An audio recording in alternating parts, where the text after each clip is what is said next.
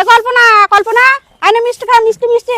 এই ঝুমা আজকে আমাকে হঠাৎ মিষ্টি খাওয়াতে এলি, তোর ছেলে কি চাকরি পেয়েছে নাকি রে? না রে আমার ছেলে চাকরি পাই নাই। তাহলে কি তোর লটারি লেগেছে 1 কোটি টাকা? না রে আমার টিকিটে কোথায় টাকা পড়বে, কি করে ভাবলি যে আমার টাকা পড়ে যাবে? অত ভাগ্য ভালো নয়। তাহলে তুই আমাকে কোন খুশিতে মিষ্টি খাওয়াতে এসেছিস?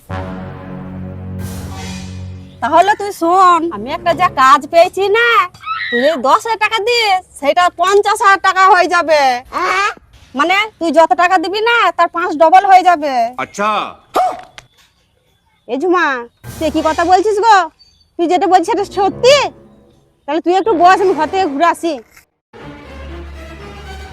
और अभी तो रुको, क्लाइमैक्स अभी बाकी है।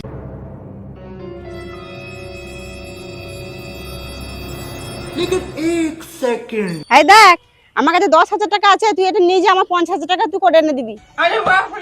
अच्छा তুই ঘরের পাশের লোক তো, কোনো অসুবিধা হবে না, লে আমি করে দেবো। কতটা জানে তুই আবার 5 কান করি না। মানে 2,000 টাকা ধর, আমাকে 2,000 টাকা ফেরত দিলি কেন রে? একবারে পুরোপুরি 10,000 টাকাই করে দে ডবল। ठीक বলেছো।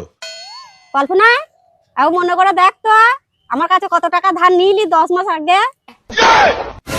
বাবা তোর এখনো মনে আছে তোর কাছে কত টাকা ধার নিয়েছিলাম? আমি তো ভাবছিলাম তুই ভুলেই গেছিস। আমি তো তোর কাছে 8,000 টাকা ধার নিয়েছিলাম। আচ্ছা তোর হাতে কত টাকা আছে এখন বলতো? কেন আমার কাছে 2,000 টাকা আছে। আর আমার হাতে কত টাকা আছে? তোর কাছে তো 8,000 টাকা আছে। ये क्या हो गया?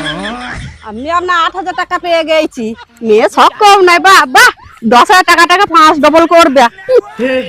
हे प्रभु हे हरि राम कृष्ण जगन्नाथ प्रेमानंदी।